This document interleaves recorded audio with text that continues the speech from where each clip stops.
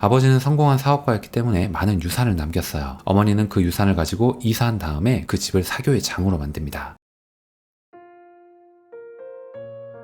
안녕하세요. 따독따독 시작하도록 하겠습니다. 얼마나 욕심이 있어야 이거는 욕심이 많은 거다라고 얘기를 할 수 있고, 또 어떻게 보면 욕심이 아주 없는 사람들은 발전의 여지가 없다라는 얘기를 하곤 하잖아요. 그러니까 여러분들이 불안한 것, 그러니까 좌불안석하는 이유는 당신이 성장하기 위해서 무언가를 계획하고 욕망하고 있다라는 얘기를 하곤 하는데요. 오늘은 철학자인 쇼펜하우어에 관한 얘기를 좀 하면서 사람의 욕심, 욕망, 그리고 행복에 대해서 얘기를 좀 나눠보도록 하겠습니다. 개인적으로는 사는 것, 그러니까 삶에 대해서 결코 만만하다거나 쉽다고 생각한 적은 없어요. 상황 속에서 가장 적합한 선택과 행동을 하는 것이라고 생각해요. 주어진 조건 안에서 최대한 행복을 찾고자 하는 것이죠. 행복은 강도가 아닌 빈도라는 얘기도 있기 때문이에요. 철학자 쇼펜하우어에 대한 이름만 들어봤지 어떤 사람인지 사실 알지 못했습니다. 유명한 철학자, 그리고 자주 언급되는 유명인, 그 정도겠죠. 우연한 기회로 21세기 북스를 통해 책을 제안받게 되었습니다. 책의 제목을 받았을 때는 굉장히 혹하긴 했어요. 제가 잘 모르는 분야에 대해 독서하는 것도 좋지만 가벼운 에세이 같은 느낌의 책도 읽고 싶었기 때문입니다. 이 책은 서울대 명강의 시리즈 중 하나이기도 합니다. 유명 강의를 책으로 옮긴 거죠. 서울대를 가지 않아도 들을 수 있는 명강의, 바로 서가 명강이라고 표현을 하고 있네요. 책을 읽고 난 다음에는 이 철학이라는 주제는 결코 쉬운 것이 아니라는 생각을 했습니다. 제가 너무 과소평가하고 책을 선택한 것도 있겠죠. 반성의 순간이기도 했습니다. 다른 말로 하면 저를 너무 과대평가한 것이기도 하겠네요. 철학과 종교는 정말 어려워요. 단어부터 문장 형태까지 쉬운 게 없는 듯 합니다. 제 주요 관심사가 아니라 더욱 그럴 수도 있겠네요. 이번에는 좀 재미없는 이야기를 좀 드릴게요. 그것은 바로 철학이 과연 무엇이냐라는 겁니다. 여러분들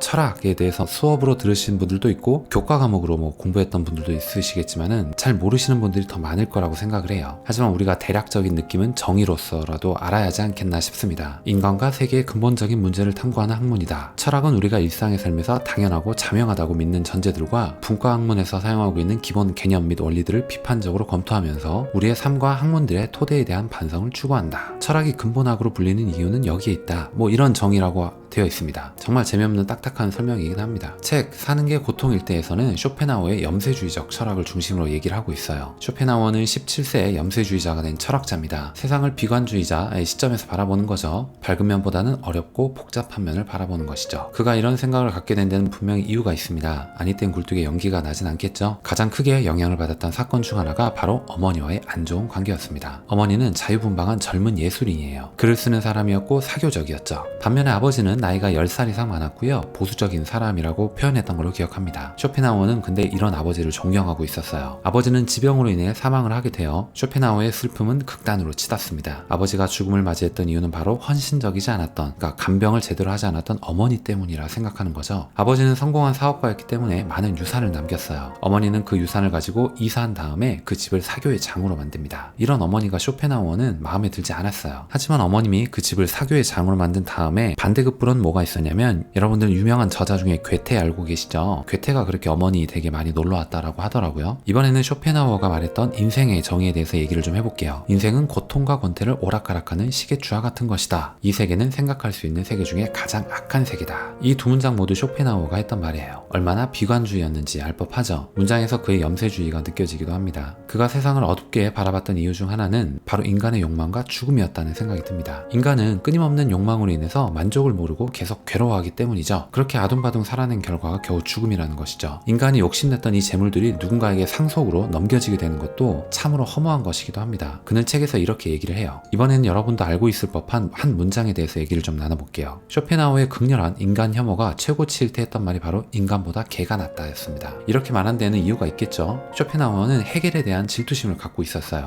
화가 날 때마다 화풀이할 대상으로 개를 키운 겁니다. 이렇게 질투한 이유는 해겔이 자신보다 더 먼저 성공하고 인정받았다라는 데 있습니다. 쇼펜하우어는 화가 날 때마다 이 개에게 대고 에이 해겔보다 못한 놈, 에이 해겔 같으니라고 이런 거 있잖아요. 그런데 시간이 지남에 따라서 그는 개의 충직함을 느끼게 됩니다. 절대 배신하지 않는 충성 말이죠. 훗날 쇼펜하우어는 개를 부를 때 이렇게 부르게 됩니다. 에이 이 사람아. 그러니까 거의 사람 대접을 했단 말이죠. 이번에는 인간의 욕망, 탐욕에 대해서 얘기를 좀 해볼게요. 인간이 끊임없이 욕망을 탐하는 존재라는 부분에 대해서 많은 생각을 할 수 있는 책입니다. 대부분의 사람들이 소박하고 자그마한 욕망에서 시작을 하죠. 근데 그 소원들이 점점 커져요. 고등학생 때는 대학을 가게 되면 모든 걸 이룰 수 있을 것 같죠. 근데 대학을 갔더니 학점과 스펙 쌓기가 기다리고 있습니다. 학점과 스펙을 멋지게 쌓아놨더니 취업이라는 관문이 기다리고 있어요. 취업만 하면 멋지게 직장인이 돼가지고 많은 돈을 벌 수 있을 거라는 생각을 합니다. 하지만 취업 후에는 결혼이라는 관문, 자산 건강한 증식, 그리고 출산과 육아라는 끊임없는 다른 숙제가 나타나요. 이러한 욕망에 대해 기대가 크면 클수록 아쉬움도 크겠죠. 인간이 이렇듯 욕망을 계속해서 탐하면서 자신을 타인과 비교하며 불행해해요. 늘 나보다 더 가진 사람을 부러워하는 것이죠. 반대로 한번 생각해 볼게요. 만약 인간이 원하는 모든 욕망이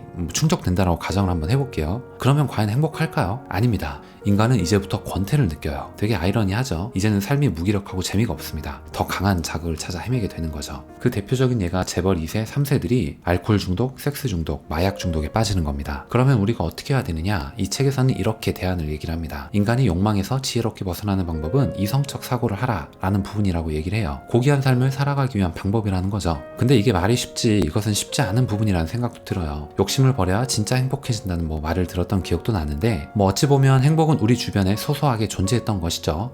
타인과 비교하지 않는 겁니다. 이번에는 이 책이 가지고 있는 기본적인 종교적인 측면에 대해서 얘기를 해볼게요. 이 책이 종교적인 색채를 많이 포함하고 있었다는 생각이 드는 게 읽으면 읽을수록 좀 난해하고 어렵더라고요. 그럼에도 불구하고 이 속에서 교훈과 지혜를 얻어냈다면 그로써 만족스러운 독서가 될 거라는 생각도 드네요. 오늘 여러분들께 말씀드렸던 내용을 다시 두 문장으로 한번 정리를 해볼게요. 인간의 욕망과 관련된 고통에 대해 깊은 생각을 할 수 있는 기회였다. 철학이라는 주제는 갑자기 훅 받아들이긴 좀 어렵다. 오늘 이야기는 여기까지 하겠습니다. 오늘 여러분들께 드렸던 내용이 조금이라도 도움이 되셨거나 재밌게 들으실 수 있으셨다면 좋아요 그리고 구독 꼭 부탁드리겠습니다. 다음 시간에 더 좋은 내용, 더 좋은 컨텐츠를 가지고 인사드리도록 하겠습니다. 감사합니다.